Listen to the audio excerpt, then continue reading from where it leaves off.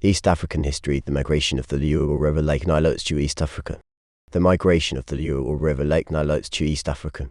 The Luo were a group who belonged to the River Lake Nilotes. They were called River Lake Nilotes because they settled along rivers and lakes. They were referred to as the Jolam. The Luo moved from their cradle land homeland in the equatorial province of southern Sudan or Bahr el-Ghazal during the late 15th century into East Africa. Reasons for the Luo migration to East Africa. The reasons for their migration are still debatable or not clear. However, the following could have forced them to migrate from their homeland. The Luo moved due to overpopulation in their homeland, which resulted into overcrowding and land conflicts. Overstocking in their original lands resulted into overgrazing of their animals, which forced the Luo to migrate to East Africa. Moved in search for water and pasture for their animals in East Africa, since some of them kept animals like cattle. The love for adventure and exploration forced the Luo, especially the youth, to move from their original homeland to East Africa. They were interested in knowing what was happening in other areas. The presence of animal diseases such as Nagono and the rinderpest disease made the Luo to migrate to East Africa so as to escape such diseases. The presence of human diseases in their original lands like malaria, smallpox and sleeping sickness also made the Luo to move to East Africa. Internal conflicts in their original areas such as civil wars over land and animals forced the Luo to migrate to East Africa. They also moved due to external conflicts with the neighbors like the Gal and Kushites from Ethiopia. The Luo moved due to floods in their original lands since they lived along the banks of River Nile. They were running away from famine in their original lands made them to migrate to East Africa. East African history: the migration of the Luo or River Lake Nilotes to East Africa. The migration and settlement of the course the Luo migration to East Africa. Up to 1800 AD. The Luo originally settled at Bahr el-Ghazal in the equatorial province of southern Sudan. Their movement started in 1400 AD from Bahr el-Ghazal. Their movement spread over a long period of between AD 1400 and 1800, and therefore it was slow and gradual. They moved in small families or clan groups. At times their movements were seasonal depending on the climatic or seasonal changes. They moved southward following the Nile River. They entered East Africa through northern Uganda or Nimule. Between 1480 and 1500 AD, they had settled at Pubigu, present-day Pakwach. This later became their major dispersal point to different directions. One group under Jipu and Tifil moved westwards and mixed with the Sudanic Madi, Oakbu, and Lendu, giving rise to the Ilo people. A second group, the Jobisu clan under Labonga, moved southwards into Pawichope at that time when the Bunyoro-Katara Empire under the Chwezi dynasty was disintegrating, collapsing. This group set up the Babito dynasty in Bunyoro together with other sub-dynasties in areas like Buganda, Ankole and Bukedi. Further movements occurred northwards, eastwards and northeastwards into present-day Echoli, Lango and other areas. Most prominent of the migrants at the time was the Labongo group, who intermarried with the Madi to give rise to the Echoli tribe. Some continued to the shores of Lake Kyoga and absorbed the Aika and influenced the Langu language. Those who moved into Kenya included the Joka Jok, Jokone, Joko Omolo and the Abasuba. Between 1500 and 1550, the Joka Jok moved directly from Sudan to Echoli, Habramedo, and some settled there. Some settled in Budoma while others continued to Lamongi Hills in western Kenya. East African history: the migration of the Luo or River Lake Nilotes to East Africa.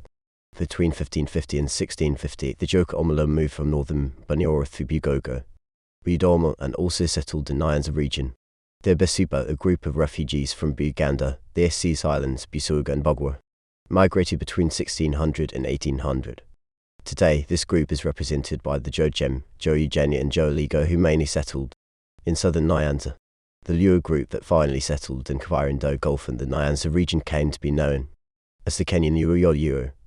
In conclusion, by 1800 the Luo had settled in East Africa. Effects of the Luo migration on the people of East Africa. The Luo established themselves as rulers over the local people in East Africa. There were intermarriages between the Luo and the local people, leading to the rise of new tribes like Ala, Cuman, Acholi, Japatola and Langi, among others. The Luo introduced their languages in East Africa like Acholi, Ala and Japatola that came to be spoken in East Africa.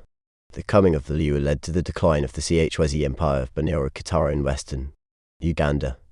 Small independent states emerged like Buganda, Busoga, Ankole and Karagwe as a result of the coming of the Luo to East Africa. They established the Luo-Bito dynasty in Bunyoro region, which lasted for 4 to 5 centuries, up to 1967 when kingdoms in Uganda were abolished. Also, Luo sub-dynasties ruled over a large area in Busoga, Karagwe, Ankole, and western Kenya. The coming of the Luo led to the displacement of some people like the Bahimen and Eora. Landu and Oak grew from their original homelands. The population increased in East Africa, especially in northern Uganda and western Kenya, due to the coming of the Luo, which led to land disputes or conflicts due to the constant quarrels.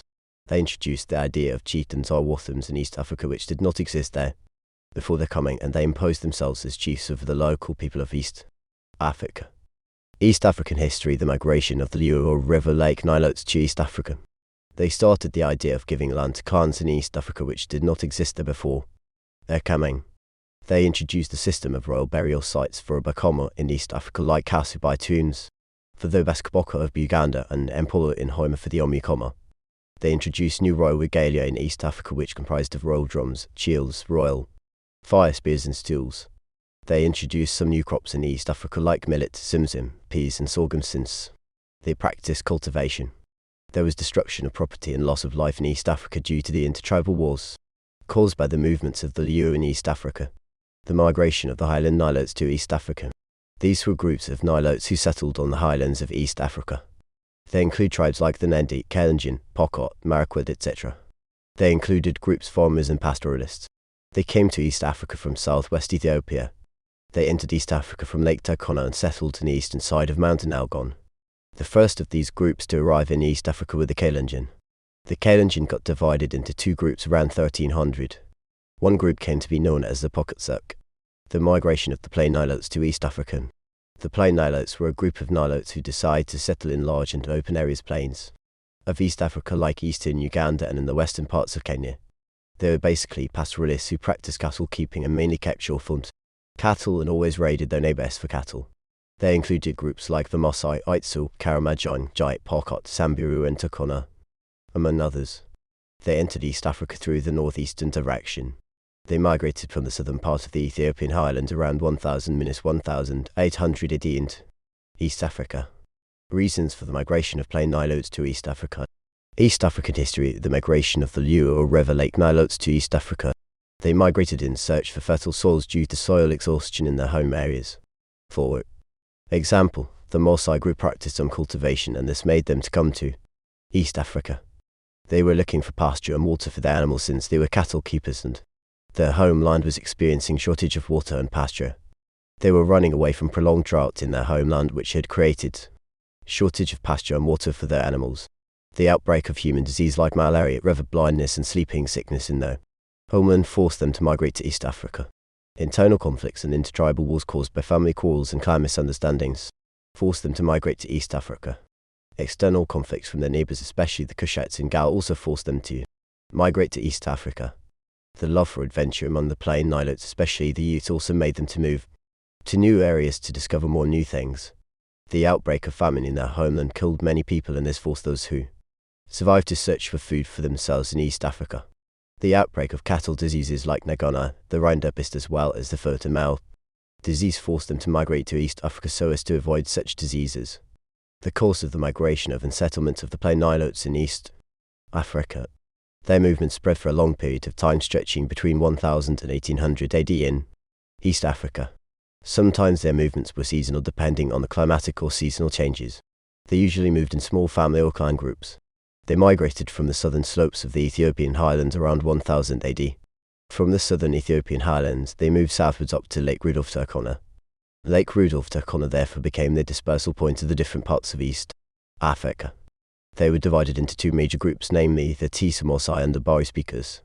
East African history: the migration of the Luo or River Lake Nilotes to East Africa.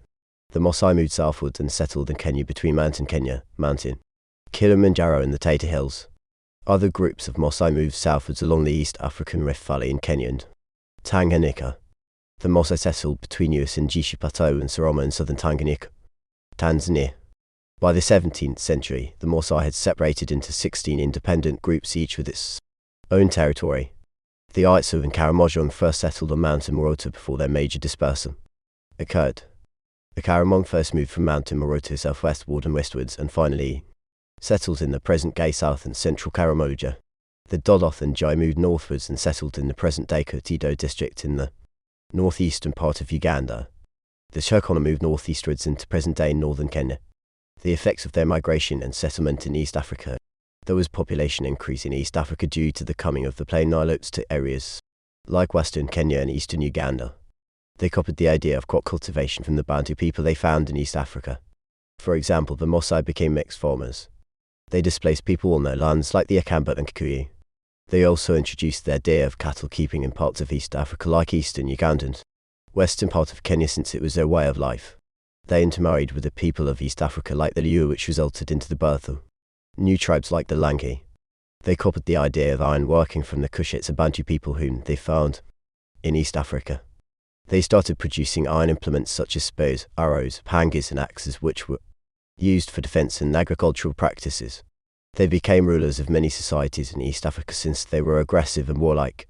East African history. The migration of the Luo or River Lake Nilotes to East Africa. They introduced the short-horned cattle in East Africa, which were a drought-resistant breed, found mainly in eastern Uganda and the western part of Kenya. They traded with their neighbours like the Aitse traded with the Banyoro in Uganda and the Maasai with the Kalenjin in Kenya. They introduced pastoralism to the people of East Africa, especially the Nandi and Kikuyu.